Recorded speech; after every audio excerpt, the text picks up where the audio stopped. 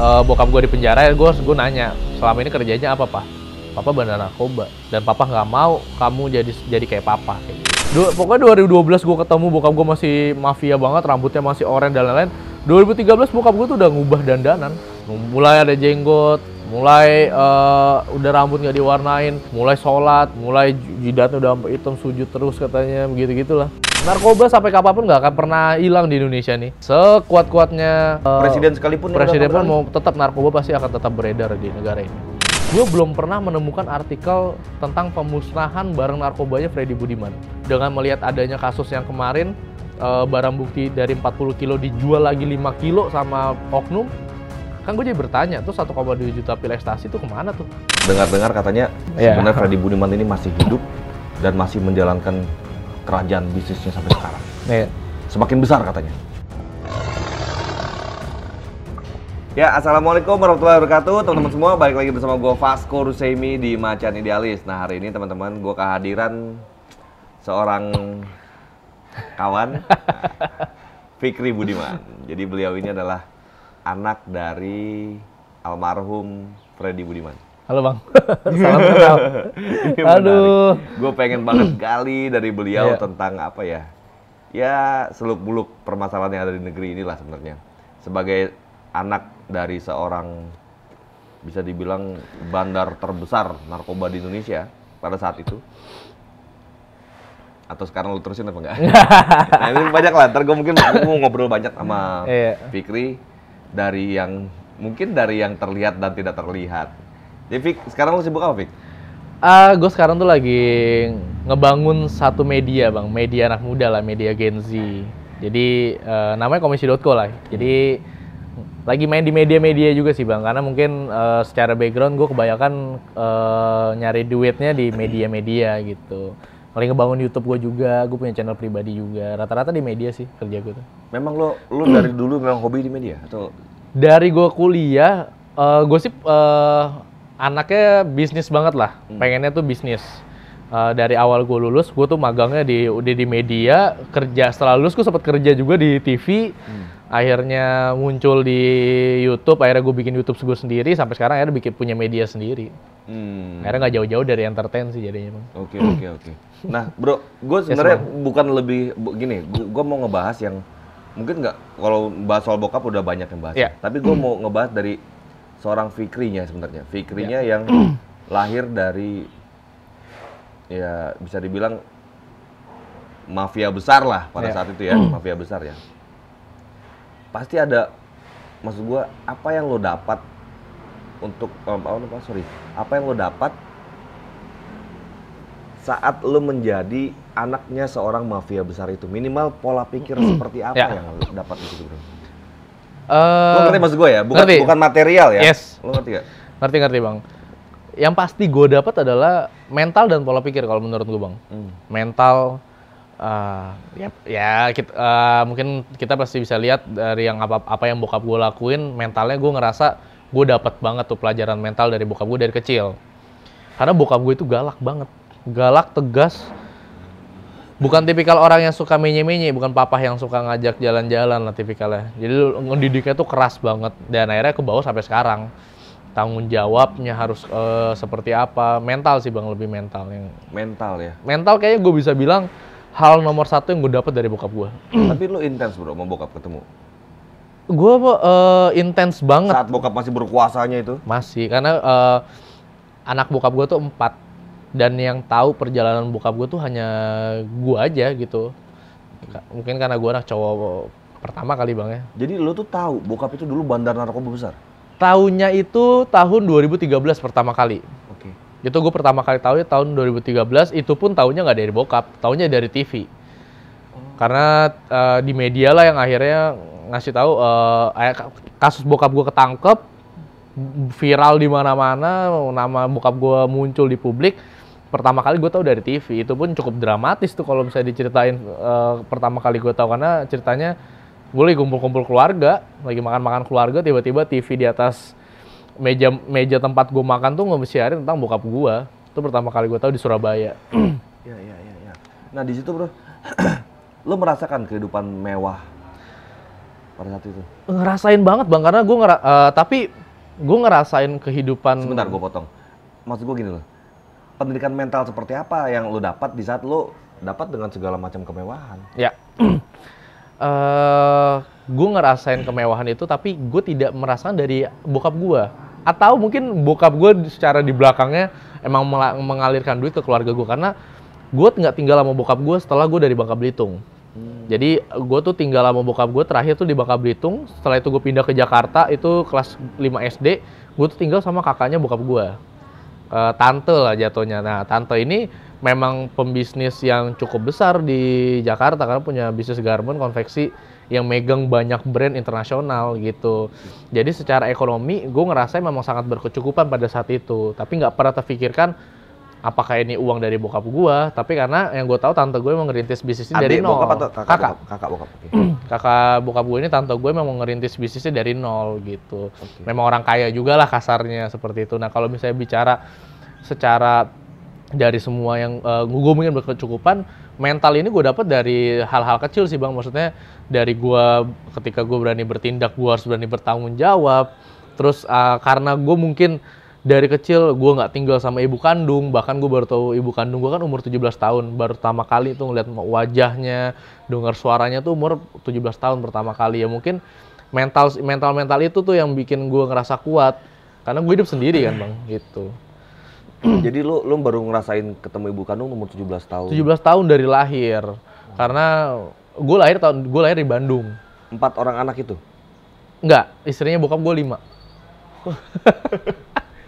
Kalau gue ceritain mungkin akan panjang nih, tapi kalau mau gue ceritain gue nggak masalah juga. Jadi istri bokap gue itu 5. Yang pertama itu di Kalimantan, di Samarinda, yang kedua itu Bandung, ketiga itu Bangka Belitung, ketiga Bangka Belitung, keempat Cirebon, kelima Palu. Tuh kota-kotanya istri bokap gue. Nah gue tuh dari istri yang kedua bang. Masing-masing ini anak punya anak satu, kecuali istri terakhir. Karena istri terakhir tuh nikahnya dalam penjara dan sampai bokap gue meninggal belum punya anak. Kakak gue yang di Samarinda cewek, dia nggak tahu tentang bokap gue. Taunya ya detik-detik terakhir bokap gue aja.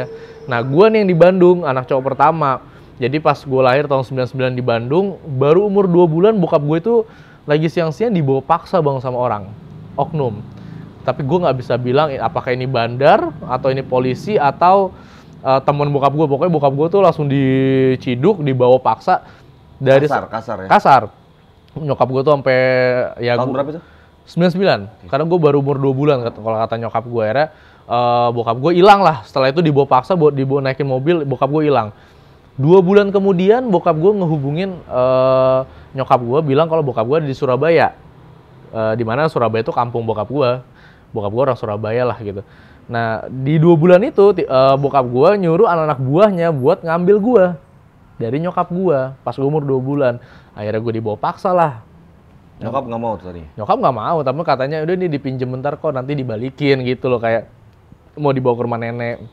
Tapi dari saat itu gue nggak pernah lagi ketemu nyokap gue dari umur 2 bulan. Karena dari umur 2 bulan gue dibawa ke Surabaya, dari Surabaya ke Jakarta, dari Jakarta gue ke Bangka Belitung, ke istri bokap gue yang ketiga. Gitu. Berarti lo dekat sama istri bokap itu? Dari 2, 3, 4, 5 dekat. Kecuali yang pertama. Kalau misalnya dekat sih, gue bicaranya kenal dan emang pernah berinteraksi aja gitu. Sebenarnya semuanya pernah berinteraksi, cuman ya karena itu mungkin gue kan orangnya rada cuek juga bang ya, karena mikirnya kayak ya udah gitulah, nggak terlalu mendramatisir suasana. Cuma pada akhirnya ya gue tinggal sama istri bokap gue yang ketiga di Bangka Belitung, punya adik cowok. Akhirnya nggak lama tuh, karena bokap gue pas gue dari kelas 1 SD sampai kelas 4 SD gue sekolah di sana, kelas 5 SD bokap gue pergi lagi ke Jakarta. Gue ditinggalin tuh beberapa bulan di Bangka Belitung, tapi akhirnya bokap gue nyuruh orang lagi buat ngambil gue dari Bangka Belitung untuk pindah ke Jakarta. Dari saat itu gue terpisah sama keluarga gue di Bangka Belitung dan akhirnya hidup di Jakarta. Oke. Secomplicated itu gue jadi. Wow. Dari umur masih sangat belia itu kan. Gue mungkin sekitar umur 5-6 tahun kali itu ya bang, sekitar masih 4 SD gue. Jadi ya udah pindah-pindah, terus makanya karena mungkin gue kan bahkan gue itu bang ada di posisi gue ngerasa nyokap gue yang di Bangka Belitung tuh gue kira ibu kandung gue. Karena kan gue dari 2 bulan. Terus panggilan mama pertama kali gue tuh ya ke dia. Ke yang istrinya bokap gue yang ketiga. Karena selama gue kira Dan itu ibu kandung gue. Gue hidup 4 tahun. Dan lo dilayani seperti layaknya anak kandung? Iya, betul. Perilaku dia juga kayak seorang ibu kandung. Akhirnya gue dipindah ke Jakarta, gue sedih banget. Nggak mau lah, gue bilang gue nggak mau nih tinggal sama tante, gue maunya tinggal sama ibu kandung gue. Nenek gue habis itu ngomong, itu bukan ibu kandung kamu. Sorry bro, Muslim? Muslim semua keluarga gue. Bokap ini memang dari lahirnya Muslim? Muslim. Oke. Kakek gue yang mualaf. Oh, gitu. Kakek gue yang mualaf. Kalau bokap gue dari lahir Muslim. Nanti sebelum gue bahas mengenai pertobatan bokap lu itu bro, yeah. pada saat di Nusa Kambangan ya, yeah. pertobatan yang luar biasa itu sampai apa namanya, ada sampai pas lagi saat beliau dieksekusi ada bau-bau wangi-wangi yang ya nantilah kita bahas gue. Yes. Gue pun cukup ngamatin ya, apa namanya, perjalanan bokap. Tapi maksud gue gini bro ya, bicara sebuah warisan dari seorang Freddy Budiman. Yeah. Gue nggak mau bicara warisan materi dulu, maksudnya warisan dari pemikiran dia, jaringan dia misalnya, atau sesuatu apa ya, kelebihan-kelebihan dia yang lain yang memang itu hanya dimiliki oleh seorang mafia yang tidak terlihat gitu kan. Lo merasakan itu nggak? Gue hanya merasakan kalau saat ini kalau untuk di luar materi ya, yang gue rasakan hanya ya didikan bokap gue aja bang sekarang nih. Nggak ada lagi selain itu. Paling aliansi bokap gue paling ya. Anak-anak bokap gue yang akhirnya sekarang deketin gue semua. Yang sekarang jadinya loyal sama gue. Yang jadi banyak lah anak-anak. Kan bokap gue ini anak buahnya kayak satu Indonesia ada kali bang ya. Maksudnya berkeliaran di semua kota tuh pasti ada bandar-bandar narkoba di bawah level dia gitu ya? Iya, maksudnya banyak, entah sebenarnya bokap gue ini nggak hanya megang narkoba. At the end sih pasti dia preman, orang-orang besar. Nah itu akhirnya yang jadi prostitusi juga. Sebenarnya bokap gue nggak ngehandle prostitusi, tapi secara kalau kita nguruntutin satu persatu, ujung-ujungnya pasti ada keterlibatannya. Karena misalnya contohnya bokap gue punya loyalis si A, ternyata si A bergeraknya di bidang prostitusi kayak gitu sih jadinya. Nah kalau gue ngerasanya yang sekarang gue dapetin hanya didikan bokap gue, sama yang kedua mungkin loyalitas dari anak-anak bokap gue yang akhirnya sekarang anggap gue adalah anak-anak mereka gitu. Jadi bisa gue persingkat bahasanya, jadi gue dijagain lah sama mereka gitu. Oke, ini mafia penerus bokap gitu ya? Bisa jadi. Sorry bro, mereka masih menjadi mafia? Kebanyakan enggak. Kebanyakan setelah bokap gue berhenti, mereka malah memutuskan untuk berhenti juga. Karena mereka ada beberapa yang bilang, untuk apa gue masih kerja di bagian ini ketika bos gue udah nggak ada gitu. Karena dulu akhirnya banyak yang bilang, bos gue berhenti kayak gitu. Jadi setelah bokap gue pergi banyak yang udah berhenti juga. Gitu. Tapi akhirnya ya mungkin secara background mereka mungkin emang preman. Mereka emang orang yang begitu, jadi ya ngelihat gue, ya gue karena banyak yang hutang budi bang. Banyak pasti. Yang pada akhirnya hutang budi sama bokap gue, dan hutang budi ini mereka lakukan untuk keluarga gue, nggak hanya gue gitu. Contohnya misalnya, balas budi seperti apa yang lo rasakan dan keluarga lo rasakan? Kalau keluarga gue yang lain mungkin nggak merasakan, karena keluarga gue hidupnya damai tentram aja kali bang ya. Cuma kalau gue sempat merasakan kayak penjagaan mereka ada di mana-mana kayak gitu. Mungkin ya gue pernah, maksudnya gue kan tidak sebaik-baik amat lah gitu ya, maksudnya masih merasakan kehidupan selayaknya anak muda pada umumnya gitu. Pada satu waktu terus ada yang ketika gue ada yang mengganggu dalam tanda kutip, pada saat itu juga ada yang tiba-tiba nge-backup. Contohnya kayak di klub gitu loh? Kurang lebih kayak gitulah. Terus tiba-tiba ada yang buat risih, tiba-tiba ada sekelompok orang yang zzzz gitu aja.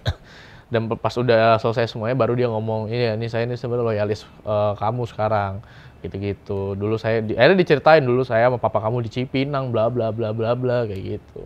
Wow. Dan banyak juga beberapa teman-teman gue yang merasakan langsung hal kayak gitu. Yang jadi kalau gue nggak suka cerita ini karena terkesannya melebih-lebihkan. Cuman pada akhirnya ada teman-teman gue yang merasakan juga ketika gue lagi nongkrong, tiba-tiba ada yang rusuh, ada beberapa orang yang tiba-tiba nge-backup kayak gitu. Tapi di sebuah tempat tongkrongan klub gitu ya? Yes. Kira-kira gitu ya? Yang kalau di tempat kopi sih nggak pernah ya, belum pernah. Oke. Ya lo kalau mungkin digebukin di masjid belum tentu ada juga.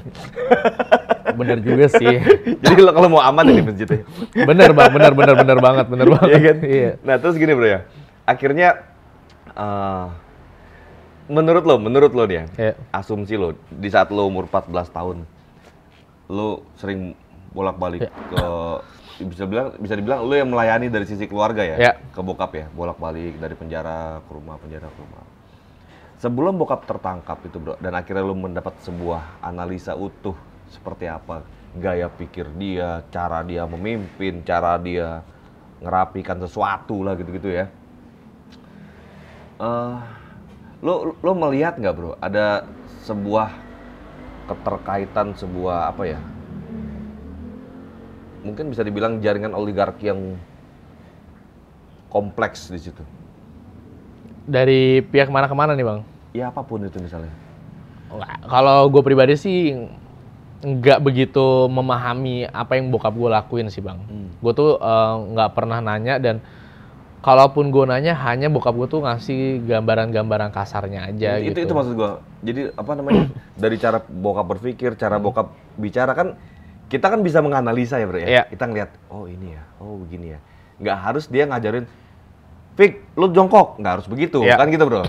Jadi kan dia ngeliat, gini lo harus jongkok, kira-kira begini-gini. Oh, oke. Lo melihat nggak ada sebuah kayak kristalisasi oligarki kah secara politik atau apa gitu? Nggak ada sih. Sementara lo juga hobinya main di media politik akhirnya. Kan? Nggak ada sih bang, nggak ada. Paling bokap gue tuh dua hal ya sih yang mungkin nggak ngedetailin sama gue tuh, tentang gambaran dia gimana bisa jadi bandar narkoba dan bagaimana dia bergerak, dan juga keterlibatan pihak mana, yang pihak-pihak di selain dia juga bokap gue nggak menceritakan sih. Close bener sama bokap itu? Close bener, cuman ya secara beberapa kali ya memang ada kayak bokap gue menyatakan bahwa bokap gue tuh tidak bekerja sendiri lah. Bokap gue tidak bekerja sendiri dan dia memang dibantu sama beberapa rekan-rekan lainnya. Tapi kan gue nggak bisa bilang rekan-rekan ini atau polisi kah, atau aparat kah, atau pejabat kah. Cuman bokap gue emang waktu itu bilangnya dia dibantu gitu. Oke. Tapi kan bokap sendiri waktu itu udah sempat menyampaikan di media ya. Oh iya betul. Beberapa apa ya, yang dia salurkan uang-uang besar itu loh. Iya. 450 miliar ya bro? Betul, 450 miliar ke polisi, 550 miliar ke BNN. Cuman yang satu sih, dari semua yang disebutin sama bokap gue di media, gue hanya memegang teguh satu hal yang gue lihat dari bokap gue. Bokap gue ini satu-satunya orang yang ketika berbicara, dia nggak pernah main-main sama perkataan dia. Komitmen. Kalau dia bilang A, jawabannya adalah A. Dia nggak pernah, dia tuh nggak pernah berbohong, nggak pernah memutarbalikkan fakta. Bahkan ketika gue nanya dulu ya pas sudah akhirnya gue ketemu dia, Papa emang kerjanya apa selama ini? Dia kan bilang Papa adalah bandar narkoba. Kapan itu? Lu tanya pertama kali? Awal pertama kali. Tahun pertama 2012. Kali? 2012. Oke. Pas bokap gue lihat dari TV-TV ya? Ya setelah gue lihat terus bokap gue di penjara, ya gue nanya selama ini kerjanya apa Papa bandar narkoba, dan Papa nggak mau kamu jadi kayak Papa kayak gitu. Kenapa nggak mau? Kata bokap dulu. Kayaknya bokap gue itu adalah tipikal family man banget. Keluarga itu nomor satu di mata dia. Kayaknya selayaknya seorang ayah, kayaknya dia memang nggak mau menjerumuskan gue di lubang yang buruk lah pastinya. Apalagi dia udah ngerasain tuh buruknya seperti apa. Jadi sebenarnya dia pun sadar ya, bahwa narkoba itu nggak bagus. Narkoba itu nggak bagus, dan bokap gue kan sebenarnya hanya menjalankan narkoba ini as a businessman aja bang. Sebenarnya dia tuh tidak membunuh. Dia nggak make. Bokap gue make. Cuman bokap gue itu udah berhenti tuh di tahun 2013-14 tuh udah berhenti. 13 tuh udah berhenti lah bokap gue. Cuma kan kalau di berita bokap gue katanya masih make kan gitu di setelah tahun 2013. Oke, dia sampaikan kalau dia udah berhenti gitu ya? Karena trigger dia waktu itu dia mimpiin tentang opa, kakek. Gue ingat banget dulu tuh masih di BNN di Cawang. Dia ngomong sama tante gue sih, dia ngomong kayak, aku udah berhenti semuanya. Aku udah nggak jualan, udah nggak make, karena semalam pakai bahasa Jawa, karena semalam tuh dimimpin opa datang ke mimpi, dia bilang udah stop gitu. Akhirnya dia memutuskan untuk berhenti. 2013. Dia sampaikan langsung ke lo. Udah nggak pernah nyentuh narkoba lagi lah. Jualan, transaksi, apapun itu. Okay. Tapi gini, di saat dia masuk tahun berapa tuh ya? 2012. 12 ya? Yeah. 2012 ya? Gua nggak yakin, misalnya gini bro, untuk sekelas Freddy Budiman ya? Yeah. Nggak mungkin dia masuk itu jaringannya stop, berhenti pada saat dia masuk waktu itu ya? Awalnya langsung stop, berhenti. Masih jalan kan? Dengar-dengar masih jalan? Masih. Kalau itu gue harus bilang itu masih. Masih jalan kan? Masih. Cuman bokap gue tidak. Ibaratnya gini sih bang. Kita punya satu bisnis. Ketika bisnis itu sudah bisa dijalankan oleh orang lain, gue berhak untuk cabut. Gue cabut dan gue tidak lagi ngehandle hal-hal kayak gitu. Nah bokap gue tuh di posisi yang itu bang. Jadi itu dia, ya bisnisnya tetap berjalan. Tapi bukan bokap gue yang jalanin. Bro, ceritain dikit dong tentang pertobatan bokap lo itu bro. Triggernya pertama dari yang bokap gue dimimpin sama papahnya, sama opa itu. Itu pertama kali, akhirnya bokap gue, wah itu dari dandanan, semua hal berubah. Bokap gue dulu kan dandanan mafia banget. Rambut oren, kemeja putih, badan gede, mafia banget lah. Dan bokap gue tuh dulu kurus banget. Emang ditakutin bokapnya dulu ya? Nah nanti ada satu cerita gue bisa ceritain se-powerful itu dia di penjara.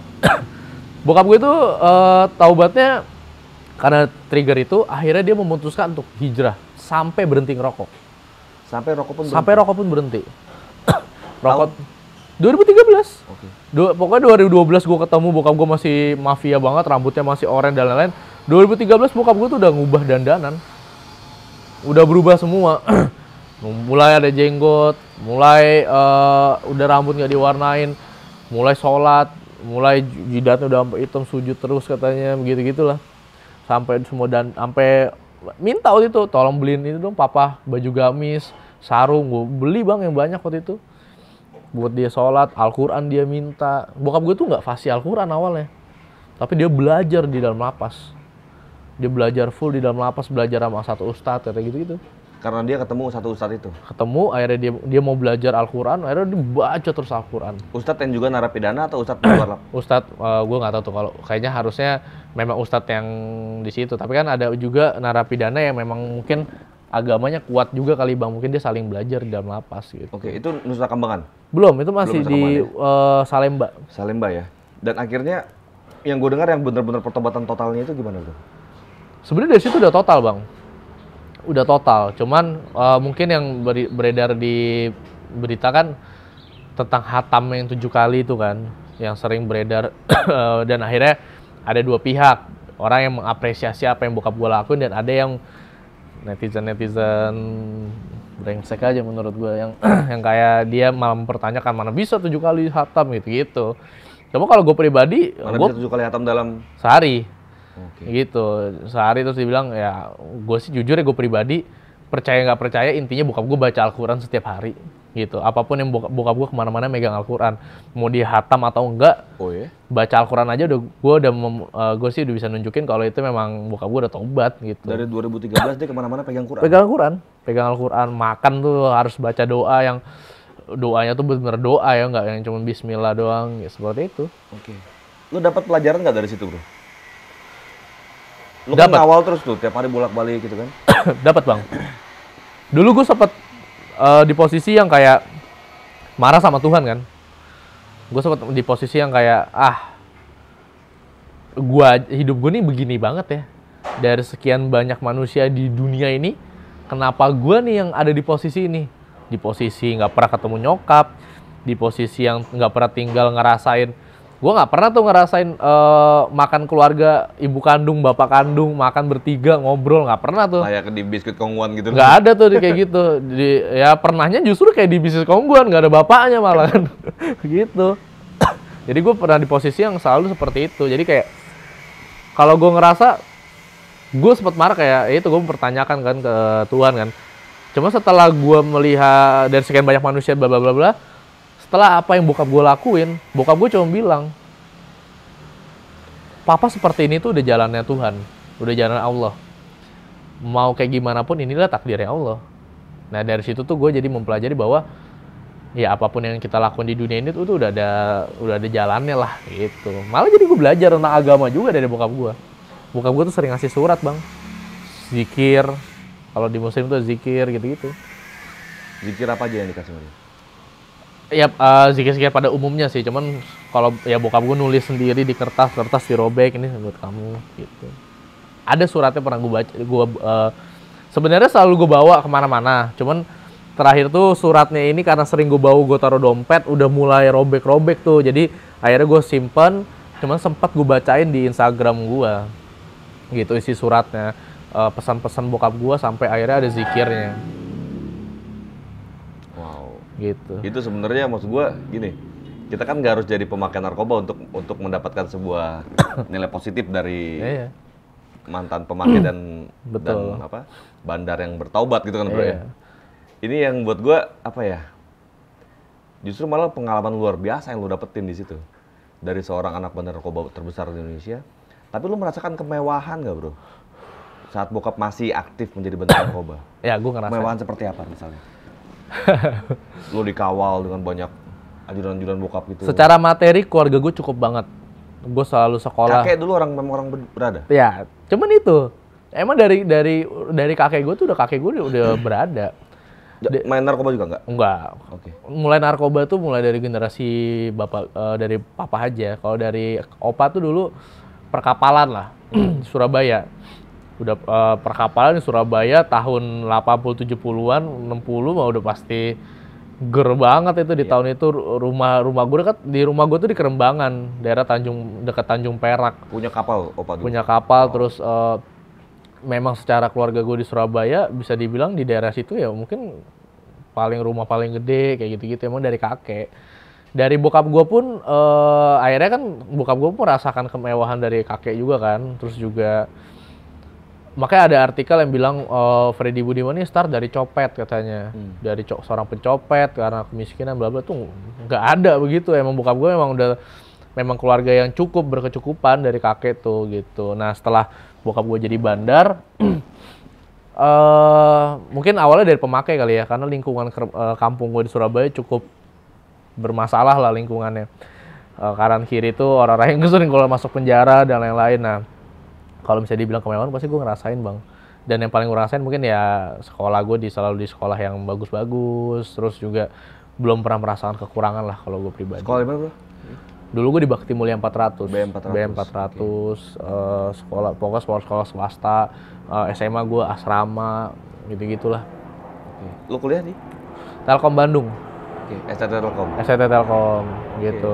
Okay. Ya, pernah lah ada satu waktu yang kayak... Ini menarik loh. Anak seorang bandar narkoba nggak mau anaknya jadi narkoba juga, bapaknya nggak mau gitu. Kalau ngelihat sekolah, gue tuh diumrohin sama bokap gue dulu tuh, pas masih SMP, diumrohin. Emang ya dulu kan gue nggak tahu kerjaan bokap gue bang. Tapi karena nyokap gue tuh punya pabrik yang gede banget di Cengkareng, dan di situ. Nyokap mana nih? Nyokap? Sorry, tante. Oh, tante. Tapi gue tuh nggak manggil dia udah mama. Dari semenjak gue tinggal sama dia, gue manggil dia mama.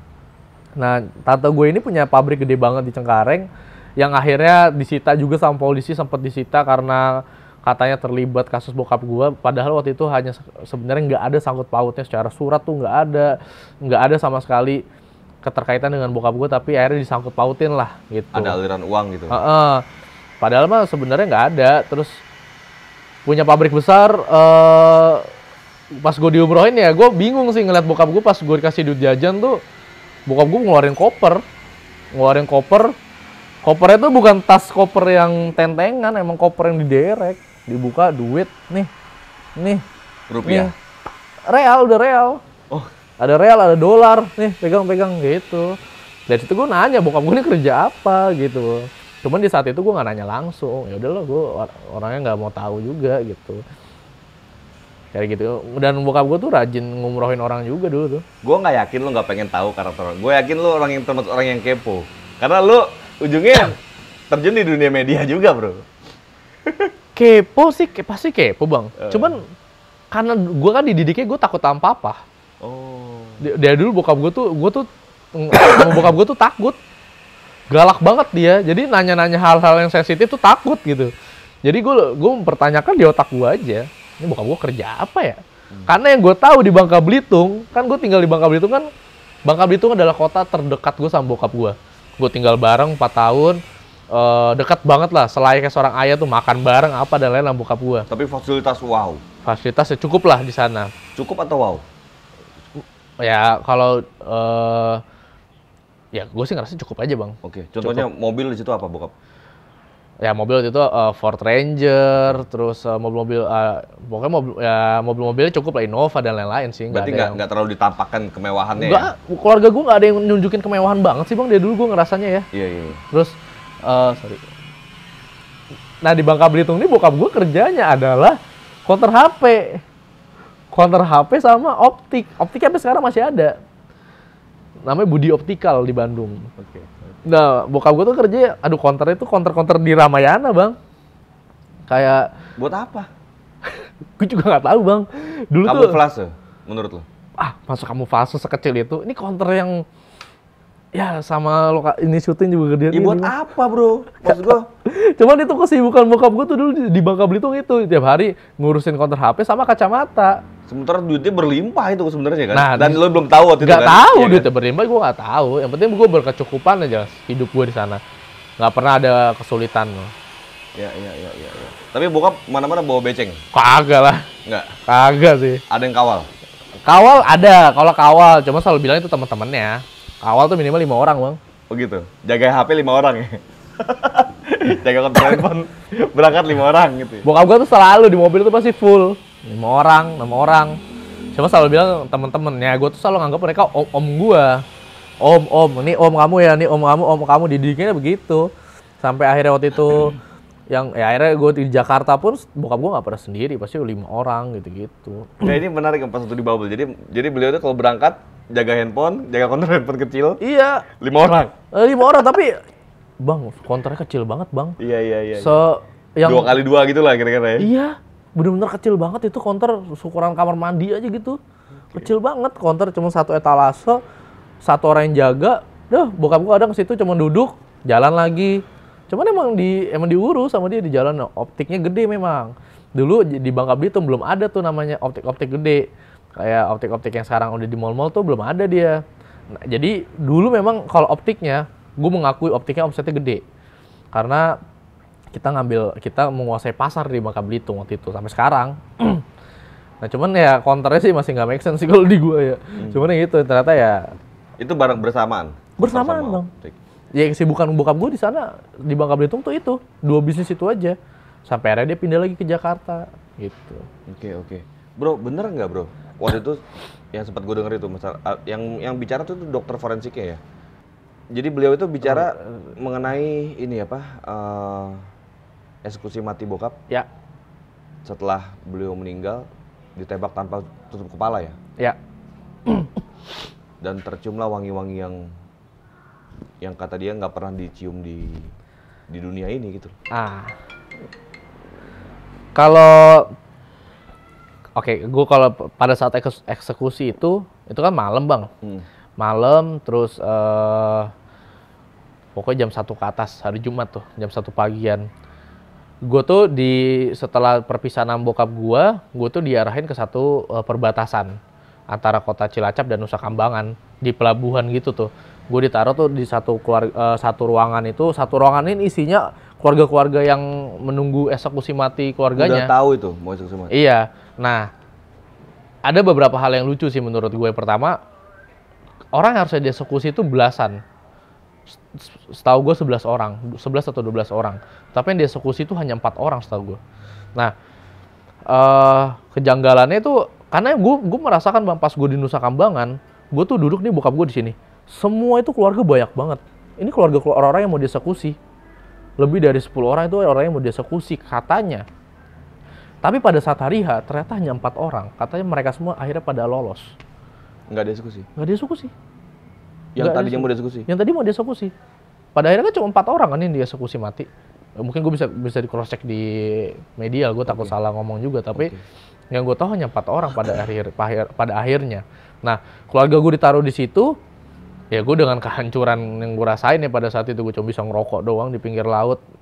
Karena gue berdua doang tuh sama tante gue yang karena hari kedua nenek gue, ibu nyokap gue sama kakaknya bokap gue tuh harus pulang duluan hari kedua ke Surabaya. Harus pisah lebih awal karena harus ngurusin pemakaman bokap gue di Surabaya. Jadi gue sisa berdua hari ketiga, hari terakhir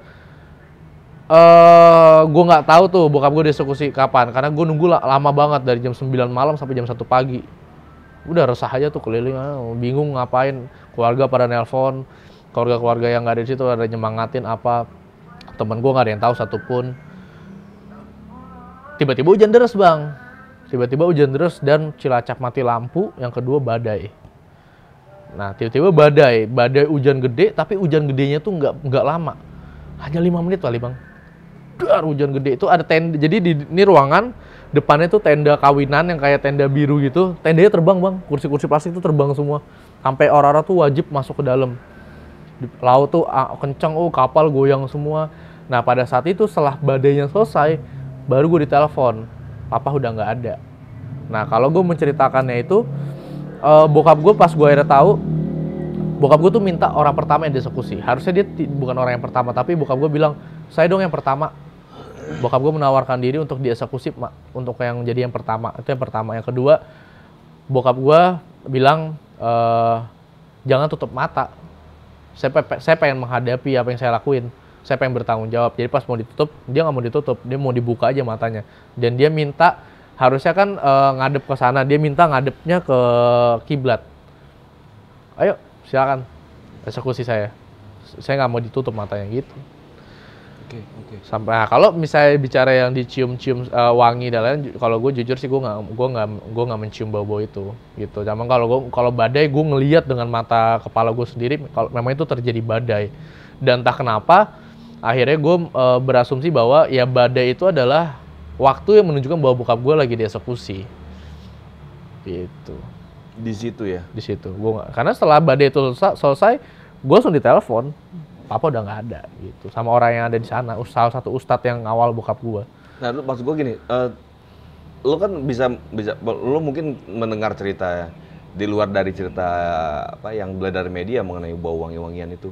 Ada nggak cerita kisah-kisah itu, bro? Misalnya dari sipir yang di sana kayak atau dari mana? Oh iya banyak bang. Apa ceritanya, bro? Bokap gua wangi, terasa ringan, senyum kayak gitu-gitu. Pasti angkat terasa ringan dan senyum. Terus katanya menetes ada keringat yang gitu-gitu lah ya? Kayak gitu-gitu. Jadi itu gue dengar dari orang-orang yang akhirnya menceritakan di media sosial gitu. Cuman kalau jadi kan ada 3 permintaan bokap gue yang nggak diturutin sama pemerintah. Yang pertama tuh bokap gue tuh pengen di hari kedua dan hari ketiga malam terakhir bokap gue tuh pengen tidur. Dia cuma minta satu. Saya minta bisa nggak malam ini saya tidur sama anak saya berdua. Sama Fikri? Sama aku, sama saya di dalam lapas. Itu jadi permintaan terakhir saya aja, bisa nggak? Dia bilang nggak bisa, karena katanya masalah mental gue takutnya terganggu. Itu yang pertama. Yang kedua bokap gue minta bisa nggak datengin, karena istrinya yang terakhir dan adiknya itu lagi dalam lapas. Nah, yang istrinya di Palu, yang satu lagi di lapas Tangerang, dia minta dikumpulin, nggak dikasih juga sama kejaksaan, akhirnya cuma by phone. Oke bro, terus gini bro ya, maksud gue di dalam dunia mafia ini mungkin banyak yang belum tahu orang-orang bro. Seperti apa sih kehidupan mafia yang selama ini mungkin orang juga gue pun pengen tahu seperti apa sih nyatanya, aslinya seperti apa di dalam. Dan akhirnya lu bisa dapat pelajaran positif. Yang positif ya bro ya? Seperti apa bro? Sebenarnya kalau gue pribadi bang, juga nggak apa-apa sih lu ceritain. Gue pribadi ya ngerasanya kalau ngeliatin gue akan berbanding dengan kehidupan gue di Bangka Belitung, Bang. Bubble ya? Kalau di Bubble sih gue ngerasanya hubungan gue tuh, gue ngeliat sosok bokap gue tuh nggak ada mafianya. Nggak kelihatan mafianya, maksudnya nggak. Jadi tukang voucher handphone aja itu. Iya, tukang handphone yang tapi ya kan kalau sekarang akhirnya mikir. Kalau dulu kan nggak mikir ya, kayak dulu. Kalau sekarang kan mikir, iya juga ya kenapa jualan HP dikawal 5 orang ya kan gitu. Kalau dulu kan gue nggak mikir, hanya terus dengan pengawalan ke bokap gue, terus sebenarnya kehidupan yang seperti itu sih mungkin ya yang kalau gue lihat ya paling kehidupan bokap gue yang di penjara tuh. Karena bokap gue cukup powerful banget tuh di penjara. Bokap gue pernah ngamuk di penjara. Di penjara mana? Cawang, BNN. Oke. Kalapasnya perempuan waktu itu. Orang Bali lah gue tahu banget. Gue masih ingat banget momennya. Kadang ya yang bikin aneh tuh kadang mereka juga yang memantik apinya gitu loh. Mereka yang lempar apinya, akhirnya bokap gue kebakaran kan gitu. Nah di satu hari itu gue dijenguk. Gue sendiri, Bang. Gue sendiri, terus kan gue tuh tetap ngejalanin dengan prosedur lapas kalaupun jenguk tuh, walaupun kadang gue dikasih ruangan sendiri lah gitu sama bokap gue, tapi pada umumnya gue jalanin protokolnya tetap dengan pengecekan, yang makanan yang gue bawa tetap gue dicek dan lain-lain. Di satu hari pas gue di lapas itu, gue baru duduk nih kan posisinya, nah kalau di BNN itu nggak ada ruangan khusus, jadi harus banget bareng sama orang-orang gitu, Bang. Gue baru duduk, baru 2 menit, Bang. Sipirnya datang dengan ketakutan, ngomong ke bokap gue, Pak, maaf, katanya udah mau habis waktunya. Bokap gue udah mulai marah tuh. Baru datang ini gitu-gitu. Ini anak saya baru datang, kayak gitu-gitu. Belum marah banget tuh bokap gue, baru dibentak dong. Sipirnya takut itu. Waktu itu petugasnya keluar lagi. Baru buka makanan, Bang, baru mau makan bareng. Belum selesai makan, tiba-tiba datang, Pak, waktunya katanya, kata kalapasnya udah habis. Ngamuk bokap gue. Dia teriak pakai bahasa kasar tuh, gak tau gue bisa ngomong di sini atau nggak, pokoknya kasar lah, anjing, bla bla bla bla bla bla bla. Ini anak saya yang jenguk saya, bukan lonte nih. Kalian jangan macam-macam sama saya gitu. Terus kalau saya, kalian nggak tahu siapa saya di sini gitu-gitu, Bang. Terus akhirnya bokap gue ngomong juga, kalau di peluit saya tiup, hancur ini lapas. Bokap gue berdiri, semua yang di lapas itu, semua napi yang lagi dijenguk semuanya berdiri. Jadi kalau BNN itu, ini ruang ketemu sama tamu-tamu yang jenguk, belakangnya itu langsung lapas, Bang. Jadi kalau orang-orang yang nggak dijenguk itu di ruangan ini satu jalanan langsung ini. Jadi kelihatan jelas tuh pas bokap gue teriak itu, semua yang di dalam lapas tuh berdiri. Oh ya? Semua yang di dalam lapas berdiri, udah siap mau ngehancurin lapas. Dan itu ada keluarga-keluarga yang lain. Jangan macem-macem dong, gitu. Dia bilang, ini anak saya yang jenguk saya. Mau nyari masalah apa nih, mau nyari perkara apa sama saya. Bokap gue emosi. Itu nasi, gue kan bawa nasi padang ya. Dilempar nasi padangnya, semua jadi ricuh satu lapas. Dan di situ gue cuma, ketakutan banget gue di situ, Bang. Masih umur berapa? Berarti gue umur 13. Takut banget gue ngeliat bokap gue marah. Semarah itu bokap gue. Karena ya nggak tahu, karena bokap gue katanya nggak boleh dijenguk. Gitu. Emang dia dimainin aja sama si kalapasnya. Kalapasnya emang cewek tuh, emang nyebelin banget tuh akhirnya kan. Karena akhirnya gue cuma dikasih waktu cuma 5 menit buat jenguk bokap gue. Harusnya bisa 2 jam. Tapi akhirnya diperpanjang, kasih waktu. Ya akhirnya salah ricu, udah pak. Kalapasnya disuruh cabut. Akhirnya ditenangin bokap gue. Sampai orang BNN ada yang datang. Kenapa Fred? Akhirnya bokap gue ngomong, ya jangan nanya sama saya, tanya sama anak buah lu. Jangan pernah ya bangunin macan yang lagi tidur. Itu kata-kata bokap gue inget banget tuh. Kalau lu pengen tahu macan, kalau lu berani ngebangunin macan yang lagi tidur, bisa gue kasih tunjuk nih efeknya kayak gimana. Dia tuh udah berantakan, Bang, semuanya. Keluarga yang lain udah makasih, udah pamitan. Sengamuk itu bokap gue. Jadi ya sepowerful itulah kalau gue ngeliat bokap gue. Wow. Jadi dan di dalam itu juga pasti jaringannya kan di bawah bokap. Iya, jadi satu lapas tuh ya bisa dibilang bokap gue penguasa setiap lapas. Gitu. Tapi bro, gue penasaran nih bro ya, maksud gue bener nggak sih gosip-gosip yang katanya di tiap-tiap lapas itu katanya masih peredaran pun di dalam lapas tuh banyak dan di rutan-rutan gitu ya? Ya. Dalam narkoba, kayaknya masih ada peredaran nggak di dalam itu, bro? Kayaknya itu udah jadi rahasia umum deh bang, udah rahasia publik. Sudah pasti ada sih menurut gua. Karena waktu itu di Cipinang itu kasus terbesarnya kan karena bokap gua katanya buat pabrik narkoba di dalam lapas. Iya. Tapi kalau gue pribadi nggak percaya. Gue pribadi nggak percaya karena gue tuh juga jenguk bokap gue di Cipinang. Dan gue nggak pernah ngeliat bokap gue kayaknya ada berurusan dengan narkoba deh. Tapi berita yang beredar kalau bokap pabrik sabu yang ada di Cipinang tuh bokap gue yang ngendaliin. Gitu. Ada pabrik di dalam penjara? Iya, bukan peredaran lagi ya, pabrik. Di dalam lapas? Dalam lapas. Wow. Itu, makanya... Masa nggak kok? Harusnya kan ke monitor. Berarti kan ada... Iya itu, oknum-oknum kan. Oknum-oknum yang ikut juga. Pastilah. Ya? Sudah kalau itu gue berani pastiin, pasti ada oknum yang bermain dalam lapas. Gitu, kayak nggak mungkin deh orang bisa mengedarkan narkoba di dalam lapas, itu kan udah aneh banget tuh. Iya. Bro, sambil bakar rokok. Maksud gue, dalam dunia narkoba bro ya, dalam dunia mafia narkoba, mereka itu lebih bicara kualitas narkoba ya, lebih suka barang impor atau barang lokal juga udah bagus? Atau gimana sih peredaran narkoba dunia? Ada nggak hubungan jaringan bokap tuh sama jaringan narkoba dunia? Ya, jadi di eranya bokap gue narkoba itu cuma satu pintu bang. Indonesia tuh bukan negara produsen narkoba. Oh ya? Narkoba tuh selalu kita impor dari Cina. Narkoba dari Cina? Dan narkoba tuh selalu dari Cina peredarannya. Cina ini bisa bikin apa aja ya? Wah, Cina sih, ampun. Peredar tuh dari Cina lah keliling-keliling. Nah, bokap gue sebenarnya tidak hanya mengendalikan di Indonesia. Dia juga mengendalikan beberapa negara-negara lain juga. Contohnya? Tetangga kita lah, negara-negara tetangga. Jadi dari Cina pindah ke satu negara, harga naik. Dari harga ini ke sini naik. Terakhir tuh Indonesia. Indonesia belum ada produksi narkoba? Nggak tahu kalau sekarang ya. Gue udah nggak begitu up to date. Pada saat itu nggak ada. Nggak ada. Kalaupun ada, kualitasnya pasti nggak akan dicari orang. Ini narkoba nih, apa nih? Maksudnya sabu. Ganja kan banyak. Kecuali ganja. Oke. Kalau ganja memang kalau yang gue katanya tahu kualitas sih. ganja kita ganja bagus. Iya makanya. Ganja Aceh. Itu ikutan juga bokap? Bokap gue tuh penyedia semua jenis narkoba bang. Apa aja contohnya misalnya? Sabu, ekstasi, ganja, semuanya. Bahkan bokap gue itu menciptakan satu narkoba baru kan, si C4 namanya.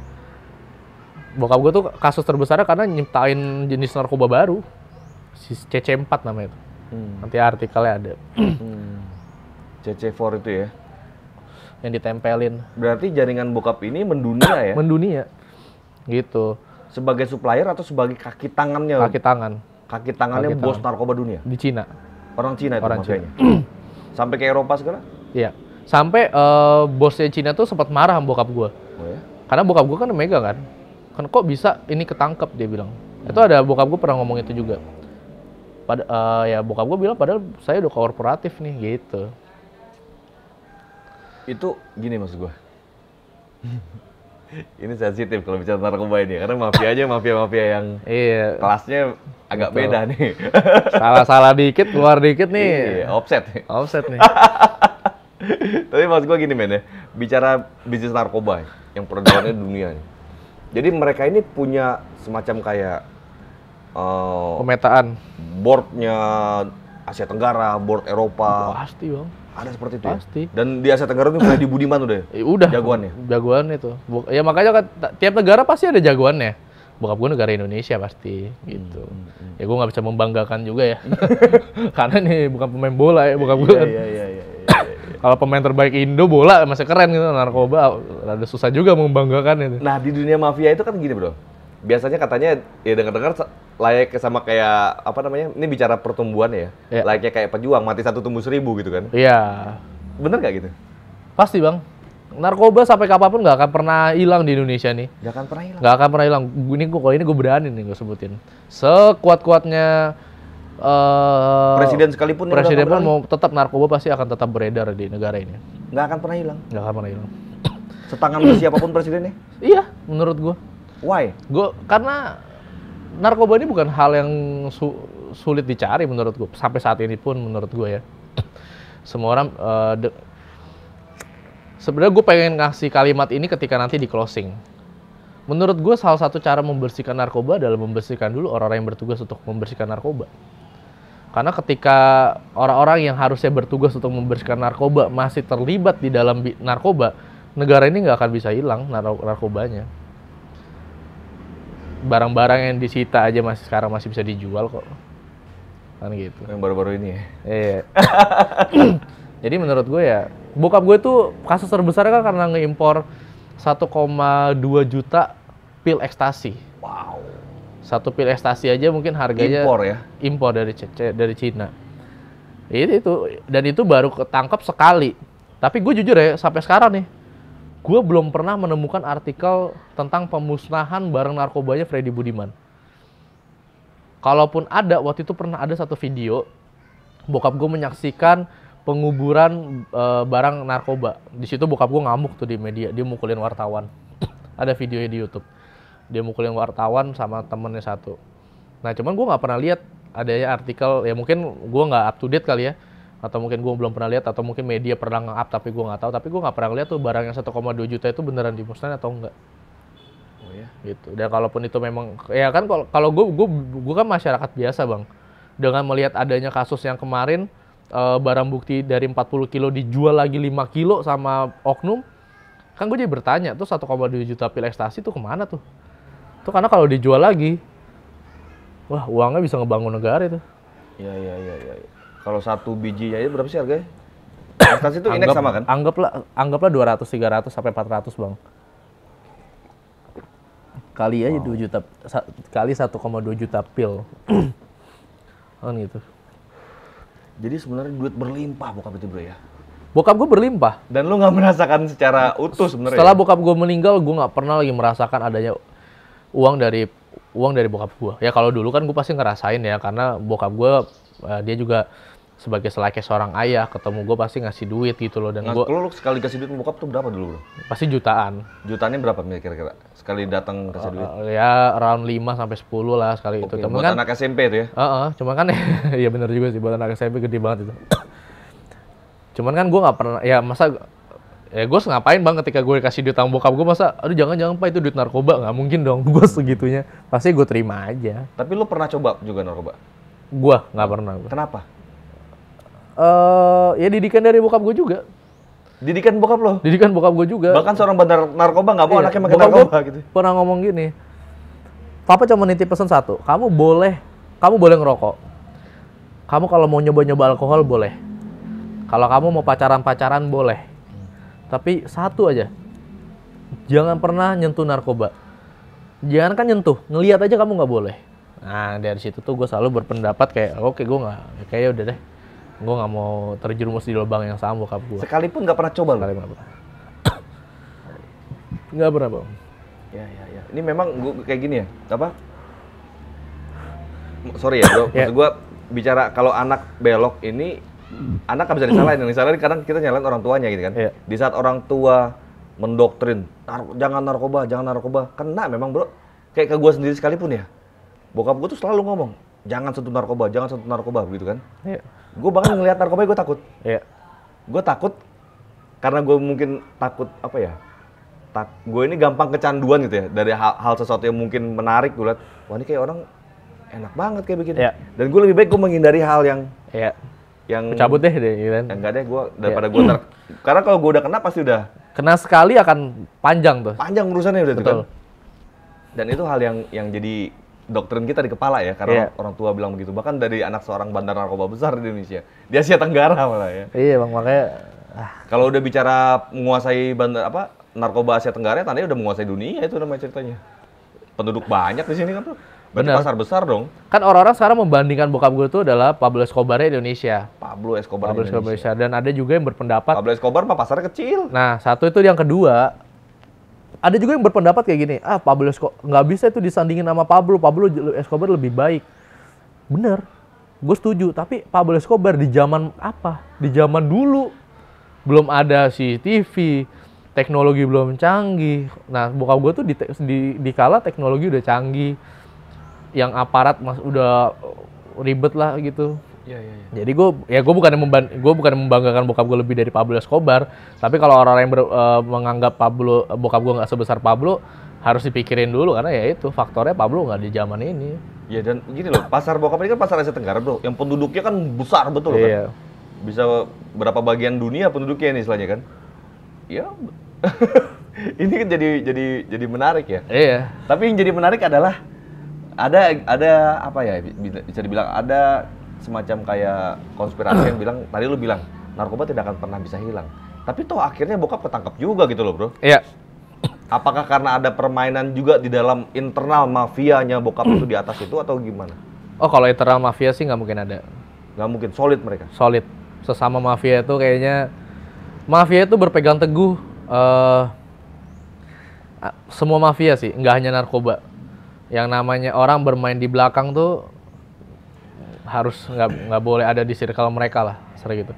Dan hukum terberat mereka pasti ketika mereka berkhianat. Mati? Bisa jadi. Kalau gue dengar kayak case John Kay lah kasarnya, pengkhianat tuh wajib dibunuh kan kalau buat mereka. Tapi bokap gue nggak bokap gue tuh manusiawi banget, nggak sampai segitunya lah. Cuman maksudnya ya lo harus ngomong gitu lah. Iya.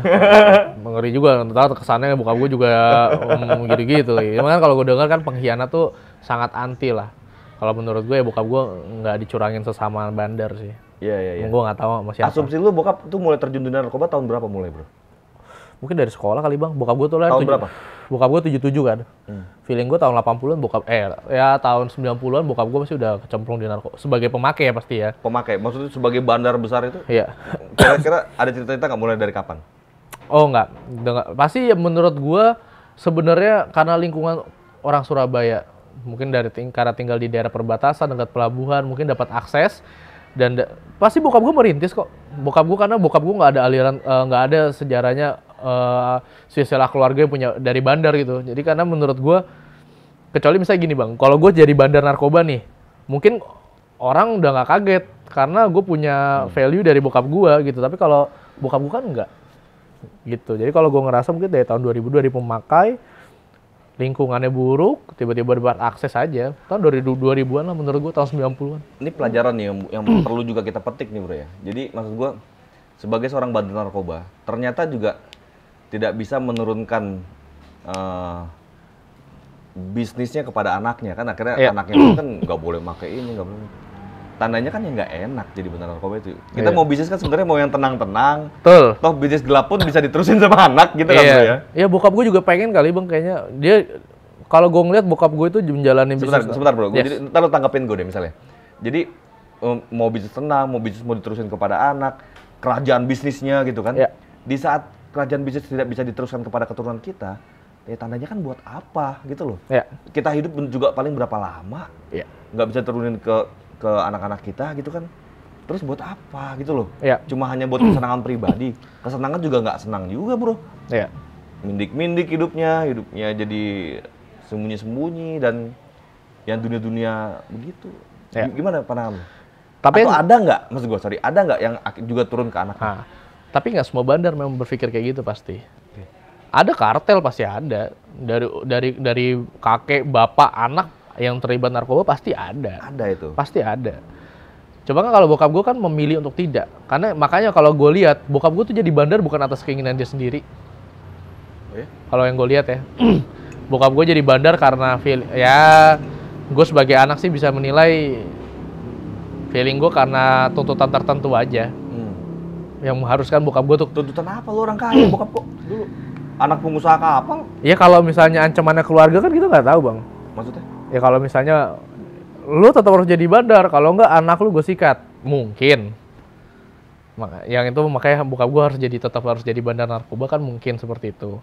Lu mau berhenti narkoba, ya udah tapi keluarga lu gue sikat nih, bisa jadi. Gue nggak bisa bilang fakta.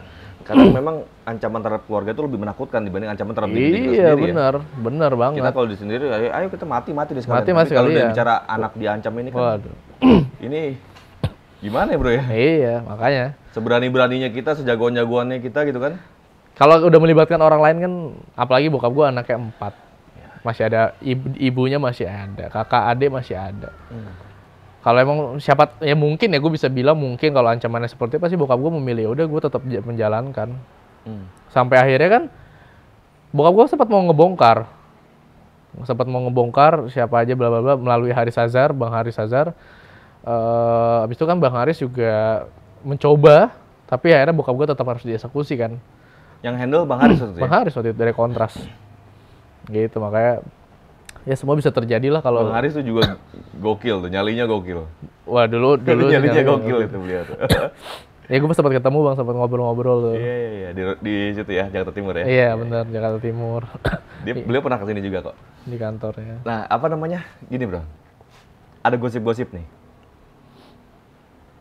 Yang gue dengar katanya sebenarnya ini konspirasinya. Freddy Budiman tuh sebenarnya belum mati. Oke. Sebenarnya Freddy Budiman ini masih hidup dan masih menjalankan kerajaan bisnisnya sampai sekarang. Iya. Semakin besar katanya. Kalau menjalankan bisnisnya semakin besar gue nggak tahu. Tapi gue bisa memastikan tidak ada keterlibatan keluarga dari Freddy Budiman yang melanjutkan bisnis narkoba ataupun yang kecemplung di ranah seperti itu. Karena keluarga gue yang jadi bandar tuh 3 orang. Bokap gue 5 bersaudara. Yang tante gue jelas enggak karena dia konveksi. Sampai sekarang pun masih di bidang konveksi walaupun lebih kecil dari yang sebelumnya. Yang kedua udah meninggal sebelum gue lahir. Yang ketiga bandar, megang Sumatera. Oke. Keempat bokap gue. Kelima megang daerah Jakarta dan sekitarnya. Dan 3-tiganya udah meninggal semua. Meninggalnya semua dalam penjara.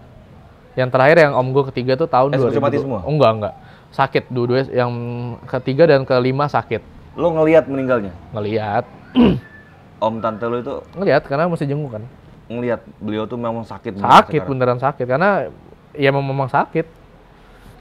Memang sakit. Ada yang memang punya penyakit bawaan. Baru ketangkep kok.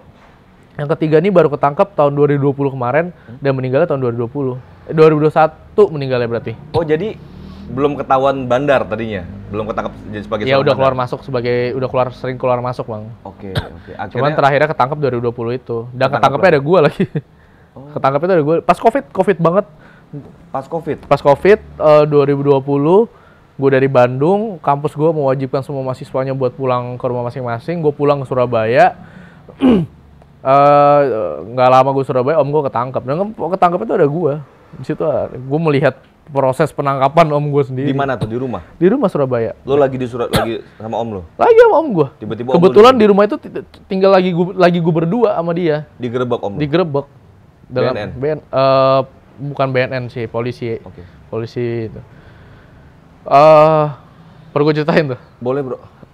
Gue kocak sih itu. Makanya gue bangun. Ya polisi udah tahu ini keluarga Freddy Budiman, udah tahu kakaknya. Iya siapa yang nggak tahu lah kan. Pagi di Surabaya. Iya. Surabaya keluarga gue kayaknya cukup dikenal lah.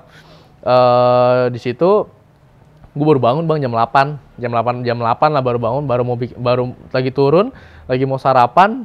Tiba-tiba gue turun tuh ngeliat ruang tamu, om gue tuh udah di posisi duduk di tengah-tengah, kanan kiri tuh udah polisi semua. Cuman gue nggak tahu itu polisi. Emang om gue sering bawa temen-temennya. Gue mikir, oh temen-temennya kali ya. Gue sarapan, polisi datang. Polisi ngiranya gue anaknya dia.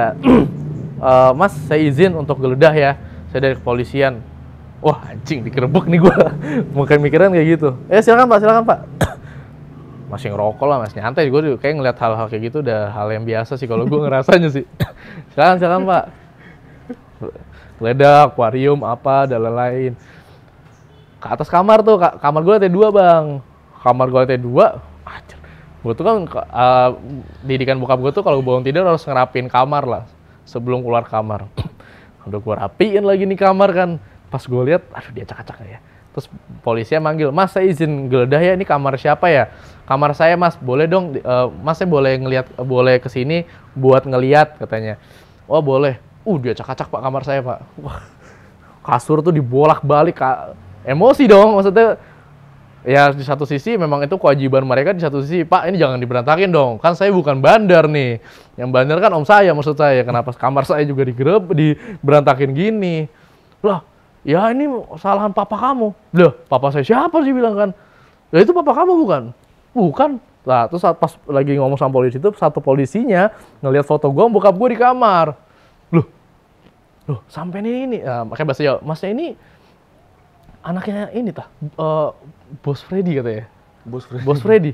Lah iya Pak, nggak mungkin dong saya jadi bandar, bapak saya udah nggak ada. Oh gitu. Kamar gue langsung dibersihin lagi Bang. Setelah ngeliat bokap gue tuh, foto bokap gue, kamar gue tuh langsung dirapiin selimutnya dilipet lagi sama polisinya. Oh iya Pak, saya minta maaf Pak. Ya mereka minta maaf sih sebenarnya. Iya maksud saya nggak apa-apa, kamar saya digeledah. Cuman jangan sampai diacak-acak begini dong. Maksudnya manusiawi aja saya bilang. Gitu. Akhirnya dapat barang bukti? Nggak ada. Nol? Nol. Cuman emang ketangkep di tangan. Kalau di rumah nggak ada bersih. Di tangannya Om itu? Iya, karena bokap gue, Om gue... Nggak banyak dong berarti? Om gue ketangkepnya itu pas lagi di jalan. Cukup gede lah waktu itu. Oh iya. Cukup di gede. tangan. Di tangan. Nah itu ya udah. Sabu. Ketangkep, Om gue ketangkep. Berapa kilo, Bro? Under sekilo, Bang. Oh, di bawah sekilo. Iya. Om gue ketangkep nggak di daerah Pasuruan kalau nggak salah. Belum nggak di daerah Surabaya. Sakit, emang punya penyakit bawaan yang harusnya selalu dia cek ke dokter terus, mungkin nggak ngecek ke dokter, akhirnya sakit dan meninggal dalam penjara. Bro, tapi lo akhirnya nguburin bokap nggak? Bener nggak lu lihat ada bener bokap meninggal? Ngelihat. Ya kayak jadi kan mungkin karena banyak pandangan kan gitu bro. Ya. Ini Freddy Budiman masih hidup, masih beredar. Oke. Ini karena ini mafia kelas atas yang bisa mengkondisikan semuanya gitu kan. Jadi kalau gue bisa bilang kan ya mungkin tadi gue final statement gue tadi kalau bisa dibilang bisnisnya masih berjalan tentu tidak. Kalaupun masih berjalan itu udah bukan aliran dari Freddy Budiman. Tapi kalau bicara bokap gue masih hidup atau enggak, gue bingung nih menjawabnya karena gue pribadi gue sangat meyakini bokap gue sudah tidak ada. Karena kalau gue harus meyakini bokap gue masih hidup, gue bisa gila kayaknya bang. Jadi gue beranggapan oh yaudah bokap gue udah nggak ada. Berarti karena ada secercik yang lu masih jangan-jangan bener masih hidup. Ya itu ada, tapi gue ada. Kenapa? Karena yang pertama bokap gue kan minta, gue menawarkan diri juga waktu itu ke polisi. Gue mau ngelihat proses eksekusi bokap gue. Tidak diizinkan kan karena masalah mental lagi nih sekali lagi katanya. Nah yang kedua bokap gue bilang, yaudah permintaan terakhir saya ketika saya sudah meninggal, tolong saya mau dimandiin sama anak saya, dia bilang. Terus nggak diizinin juga bang. Nah nggak diizinin kan jadi bingung tuh kan karena dia nggak diizinin. Jadi pas bokap gue udah meninggal, bokap gue tuh udah di dalam peti mati. Jadi gue udah nggak bisa ngeliat wajah dia lagi.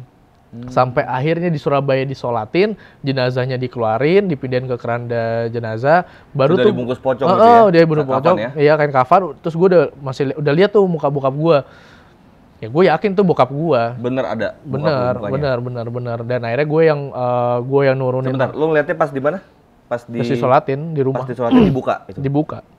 Ada bokap. Ada bokap. Mukanya bokap banget. Mukanya bokap banget. Dan gitu. lu yakin itu bokap? Yakin. Cuma kan orang nanya ya, mungkin muka kan bisa diubah atau mungkin itu bisa apa? Ya hari gini bro. Ya gue bilang gue bisa bilang ya mungkin gitu karena mungkin bisa membuktikan tato bokap gue mungkin kan bokap gue tuh full tato kan badannya mungkin ya tapi kan gue nggak ngeliat badannya makanya gue pengen mandiin tuh biar sebatas make sure aja gitu sebenarnya tapi nggak diizinin. Nah mungkin karena spekulasi gue statement gue seperti itu jadi masyarakat berspekulasi oh apa mungkin ini masih hidup gitu bang. Tapi kalau gue pribadi meyakini lah bokap gue udah nggak ada. Ya daripada lu stres sendiri iya, daripada bokap masih hidup ternyata memang udah nggak ada gitu kan. Betul, daripada gue stres ya gue cukup mendoakan bokap gue. Kalaupun gue pernah statement gini, kalaupun bokap gue masih hidup ya semoga tenanglah di sana hidupnya. Gitu aja gue mikirnya kan. Gue harus berspekulasi apa lagi gue bilang. Kan gitu. Ini kan jadi ini ya, jadi apa sebuah hal yang unik apa yang jadinya di saat misalnya kita misal jadinya bokap masih ada gitu. Ternyata lu tetap masih dimonitor sama bokap. Iya. Nah, misalnya lu lagi di mana tiba-tiba lu ada yang isengin lu, jahilin lu, tiba-tiba masih tetap ada yang jagain lu. Ini kan jadi ada thinking of conspiration jadi kan, bro. Gue pernah ribut waktu itu, gue pernah ribut di salah satu itu tempat gitu. Ya terpas ribut-ribut tiba-tiba ada segerombolan orang keluar dari mobil. Ngebantu terus itu. Udah orangnya udah yang dibantu terus dicabut. Berarti lu kan tetap dikawal terus. Iya, kan? Nah itu makanya kan. Itu hitungan menit. Hitungan menit. Berarti lu masih dikawal. Masih, jajan di sini ada juga nggak? Lu coba cowel berani nggak? Nggak tahu deh. Ya gue sih nggak pernah ngekontak gitu-gitulah. Nggak pernah minta buat dijaga atau gimana. Cuman memang bokap gue pernah. Ada satu orang yang cerita gini. Sebelum papa kamu meninggal, sebelum perpisahan kita sama kita, bokap gue tuh papa kamu tuh bilang, setelah saya nggak ada, tolong jaga anak saya. Fikri. Nah, yang lain? Karena yang lainnya kan mungkin dia ngerasa gini, yang keluarga-keluarga anak-anak yang lain tuh hidup dengan damai dengan keluarganya masing-masing. Semuanya kan hidup dengan ibu kandungnya. Kan kalau gue doang tuh yang nggak tinggal lama. Gue yang nggak ada sosok ibu dan sosok ayah. Yang lainnya mah ada. Gitu. Jadi mungkin dia bilangnya begitu. Kata mantan-mantan anak buah bokap lu dulu. Iya, makanya ada label di dunia-dunia kayak gitu, panggilan gue bos kecil. Oke. Gitu. Emang gue bukan nggak pernah menganggap mereka ya, cuman gue menganggap kayak udahlah itu kalau dijaga ya udah, enggak juga nggak apa, gue bisa berdiri sendiri kok gitu. Lu dijaga, lu anggapnya sebagai bonus lah gitu Iya, bonus aja, enggak juga nggak masalah. Hidup gue kayak damai-damai aja, nggak pernah neko-neko juga. Iya. Gitu. Menarik banget ya kisah hidupnya Fikri ini. Tapi gue gini, lu sama adik-adik lu masih kumpul? Ada kumpul? Ketemu sering. Ada cerita-cerita yang menarik ya? Ya menariknya cerita-cerita pertama kali mereka tahu gitu. Kalau kakak gue taunya karena memang di telepon bokap gue sebelum eksekusi. Terus adik gue yang cowok taunya malah 2 tahun setelah bokap gue meninggal, dia baru tahu tuh, taunya dari teman-teman dia gitu. Kalau yang keempat dia belum tahu. Karena masih kecil. Masih sangat kecil ya? Masih kecil. Oke. Bro, terakhir bro. Yes. Gue terakhir. Apa yang lo petik dari dunia gelap ini semua, baik narkoba, judi, semuanya. Oke. Yang mungkin masyarakat masih belum tahu ya. Jangan pernah menilai satu sisi sih bang, menurut gua. Karena kita tuh nggak pernah bisa tahu mana sebenarnya orang yang baik dan mana sebenarnya orang yang jahat. Dan gua rasa gua pun sebagai masyarakat bingung sekarang harus percaya sama siapa. Ketika banyak hal yang terjadi, oknum-oknum yang terjadi itu sebenarnya gue sih bersyukur sebenarnya menurut gue. Akhirnya Tuhan sendiri yang membukakan bahwa selamanya yang berlabel bandar tuh belum tentu sepenuhnya bandar. Jadi masih banyak tuh hal-hal yang harus diperbaiki lah di negara kita. Dan gue bisa memastikan narkoba tuh tidak akan pernah hilang ketika orang-orang yang seperti itu masih ada di negara kita. Intinya kalau Bapak Jokowi nih mau bersihin narkoba, bersihin dulu deh Pak orang-orangnya. Orang-orang Bapak bersihin dulu, baru fokus ke narkoba. Wow. Bro, thank you banget ya bro. Thank you, Bang. Banyak banget pelajaran yang gue dapat kali ini sama Fikri. Fikri Budiman. Dan akan terus bangga menggunakan nama Budiman belakangnya. Harus dong Bang, Budiman Family. Budiman Selalu. Family. Semoga, maksud gue, segala macam hal yang lo dapat dari bokap, poin positifnya bro ya. Ya. Mudah-mudahan yang negatifnya nggak usah diikutin gitu loh. Siap. Ya semua orang punya negatif maupun positif lah Pasti kan. Bang.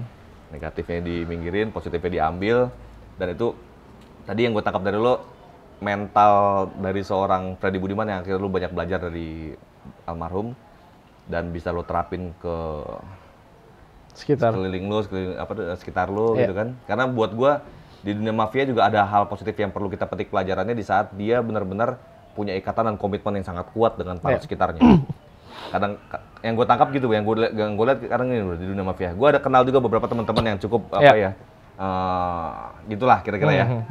Mereka ini kalau udah bicaranya salah, misalnya anak buah kita salah, di luar dibelain. Tapi di dalam digebukin dulu. Gitu kan, bener nggak bro? Iya benar. Kayak gitu kan? Benar. Dalam baru bak. Di luar dia anak buah gue, dia bener. Gue yang salah. Gitulah. Itu juga poin penting dari dunia positifnya mafia kan yang perlu kita petik sama-sama.